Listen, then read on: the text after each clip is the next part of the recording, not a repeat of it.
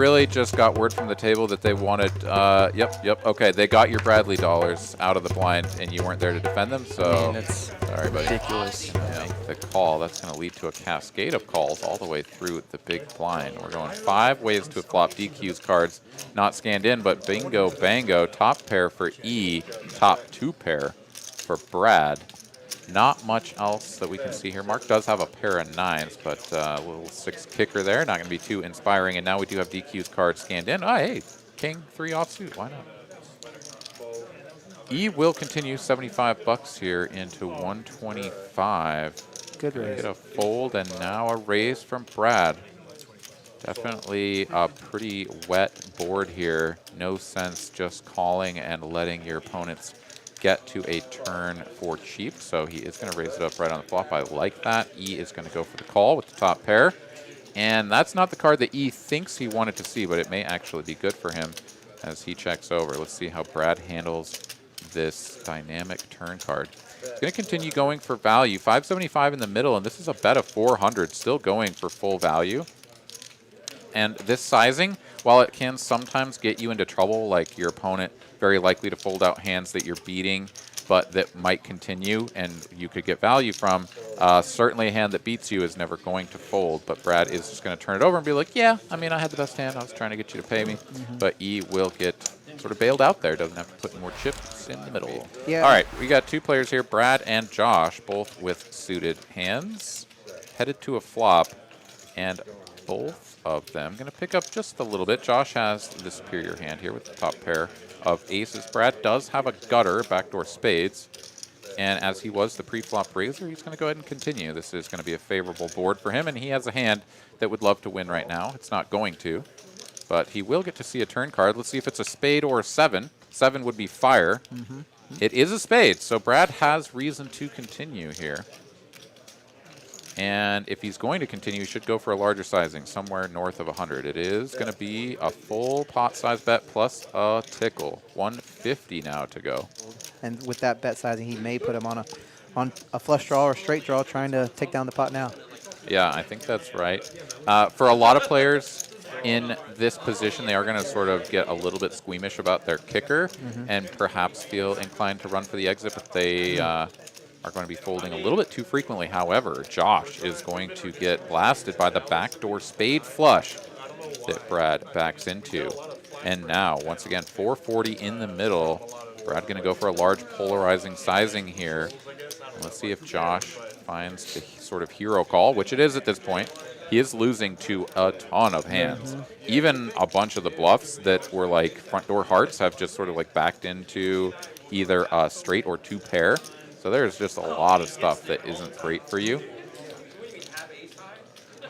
I think Josh is going to find the fold here based on Brad's sizing. I think if it's like 200, he like snap calls that I got top pair. If you got it, you got it, and there goes the fold. I had a very similar situation with Josh about 2 days ago, and I backdoored into a flush. It isn't large enough to get Andrew to lay down the king-jack suited, and after this call, I think Brad is priced into a call.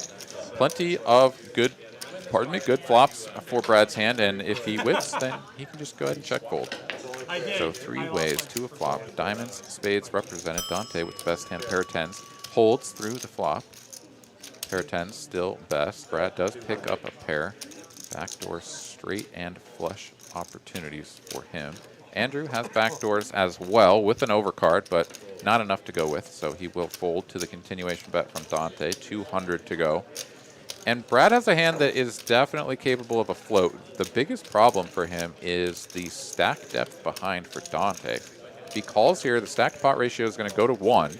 He does make the call, but you really have to improve your hand significantly on the turn and probably take the lead if you're going to continue in this hand.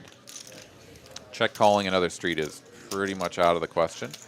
But he does check it over to Dante, and Dante will check back. So an opportunity perhaps to take this away on the river. However, he does have some moderate showdown value. It's just sort of a strange hand with a stack pot ratio at 1. But let's take a river card. It's a board pairing 4. Doesn't change the texture in any other way. And Brad with 8s and 4s is going to try to get to showdown and win that way, but No good. Pair tens. We'll take it down. And Brad, you can see the look on his face. He's kind of like, yeah, maybe I could have bluffed there. But as we've got Mark here calling the open from Brad in the cutoff. Ace-6 offsuit. Josh going to complete as well. Won't orphan those straddle babies out there. He's got queen deuce. He's going to make bottom pair. But Brad has top pair. Mark has backdoor heart draw. And not much else. Checky, checky. Brad will continue for a little under half pot. Puts 50 bucks out there. This spot, but he may float, which he does. He's like, yeah, it's backdoor and kind of doesn't have much else going on. But I'll tell you what, if I get there, I know it's the nuts. Yeah. Heart. Nope. Oh, it's a pair of nines for him. So everybody has a pair now. Brad's still best. Checky, checky. Brad may just check this one back. Yeah, as he does very quickly. Off to a river, doesn't change anything. Brad's still with the best hand. And now, since he checked the turn, if it checks to him again, he could go for good value and expect to get looked up light. But instead, Mark is going to bet his 9 for value, question mark. 210 into 260. This is a polarizing sizing. So Mark going to go for a merged range bet on this one. And this is a little bit of an awkward spot to do it in, but it may actually work. We'll find out if Brad will release because of the bad kicker problems, which would be fantastic for Mark. It also looks a little bit bluffy, like maybe some missed diamonds, and so he could actually get called by a worse hand like 9-10, Jack-9. So Mark's merged range bet is going to get the job done. Nice. He shows them and is kind of like, I don't know, did I have the best hand? And he'll find out later that he didn't, but he does. So it doesn't really feel like a hot spring, it's sort of like a warm spring.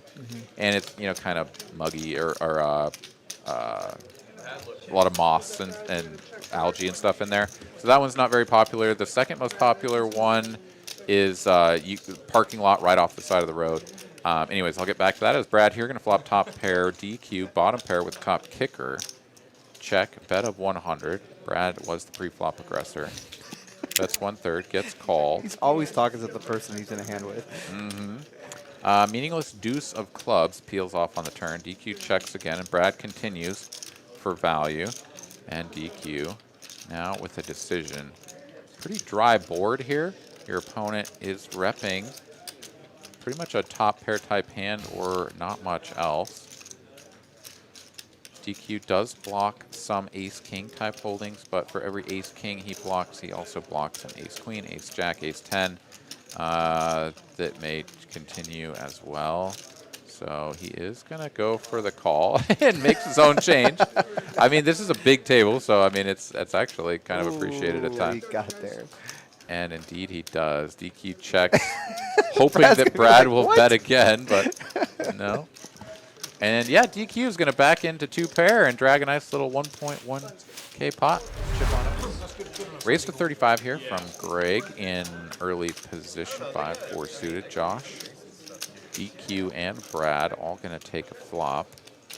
Josh here, still best with ace-jack high. Nobody finds a pair or any real significant draws. Checks all the way over to Josh, who decides to go ahead and bet his 2 overcards. Just see if he can take this pot down right now. And this may just get the job done. Brad, still with a player behind him to act, is going to go for the check raise, though. He says, you know what? I've got double backdoor and 4 high. Let's do it. Put the foot down. Raise to 250, and indeed, this is going to be very difficult for Josh to continue. He does release, and Brad should just show this one, question mark. Nah, that's one for all YouTube For the vlog. to see and not for the people on the table. All right, let's get into the action here because we did miss some pre-flop and flop action. Now Brad raised to 150. We did have a multi-straddle pot to start things off. Big Daddy Chaz put in the 3-bet to 450 with a couple of Judies. Brad called out of position for 300 with pocket threes, looking to find a set in the hills. Whoa. And after this bet of 250 on the flop, Brad here in position, going to raise to 700. And this is a little bit of a curious choice. Brad just going for a move. He says, you know what? You're going to c-bet this flop all the time. And for that size, I don't think you have much. I'm just going to raise and see if I can take this down right now. The interesting thing is stack to pot ratio, right? Like, Brad has left himself 1,000 behind. And so Chaz looking at a call of 450 and then another 1K behind. So this is basically like, does Chaz want to play for 1450 at this point? There he goes, all in. And he says, you know what? All right, if that's what we're doing, that's what we're doing. And yeah, the story doesn't make enough sense for him to let go of the pair. He's going to show it. And Brad says, yeah, you got me. Well played. All right, 5 ways to a flop. 7-5 deuce, 2-tone. Josh betting with his pair of 5s, which is the best hand at the moment. Brad has a couple of 4s, backdoor straight and funky flush opportunities, so he's going to call. And Dante here with bottom pair going to check call 100 as well. 6 of hearts on the turn. Doesn't change anybody's hand immediately. However, Brad does pick up a big spike in equity now. Up and down straight draw. And the only heart flush draw as well. Check, check. Over to Brad. His hand isn't very vulnerable, so he could certainly think about putting in a bet and trying to get a 5 or a 6 to fold. So he is going to go for that route, and this just very well may work. And it does. So Brad with a hand that can safely bet and call a raise. Yeah, he's going to go ahead and just take it down right then and there. We got Brad in the mix as well. He's going to make the call from the straddle position. Ace-Jack offsuit. DQ with 8-3 offsuit. He got to defend his big blind. Yeah, Queen 10-7 rainbow. Brad flops a gutter to Broadway, but Greg will continue for 1/3 pot. Yeah, Brad can check call this. Gonna be ahead some of the time. His opponent can have things like, King 9 suited, King Jack. You never know. Deuce of hearts on the turn. Brad checks. Greg will size up here, probably 150 if I'm not mistaken. 175. Brad goes for the check. And Brad, what is going on? Brad Owen here in the booth with me. How's it going tonight? It's going well. I mean, it's not going well, but it is a fun lineup, that's for sure. I'm probably in the best seat, to be honest, and haven't really been able to take advantage of it too much. So, interesting situation that I'm in here. Oh, there's me putting in the cold 4-bet. Sorry, can I swear? Sometimes you have 3 deuce offsuit, and you play it like aces. Around here, affectionately called Little Slick. So, yeah, putting in the 4-bet Little Slick. I like it. Why not? And DQ not folding his 2 cards, so He's got something. Oh. What did Chaz have? sorry, I don't recall, actually. But he let it go. Okay. Chaz released his hand. DQ calls in position the 4-bet to 550. And still best with King High. But you continue for 400, which you're just going to do with your entire range. And hey, get it through. I do have a gutter there. I like how you just snap turn it over. That's good. Show him that you can play any 2 as well. Yeah, interesting. So I think I'm in for 7K, so I'm stuck 1,500 at this point. All right, so you remember this hand? Yeah, so hand goes, it's a straddle pot. I'm on the button with ace-7 of clubs. DQ limps in. I raise to 75 because I figure I have the best hand, and DQ is never folding anything, ever. Checks out. And Greg 3-bets to 275, I believe. DQ calls. Greg's been 3-betting a little bit. Seems like that's his strategy out of the small blind. Anytime Andrew or I open, he's got to make a vlog. So I was contemplating. I was kind of thinking about 4-betting, but then I was like, my hand's good enough. I'll just call in position. And the flop came Ace Jack 5 rainbow. Greg bets 250, so he down bets. DQ folds, I call. Turn is 6, I believe, and there's no suit out there. So it's still rainbow. Greg bets 700. I call. River is a king, which is kind of the worst card in the deck for me because, you know, he could have ace king. He could have, like, somehow have kings or queens. That was kind of, like, on my mind. And then he rips it, and in my mind, I thought he ripped it for 2,300. There was I think there was like a count,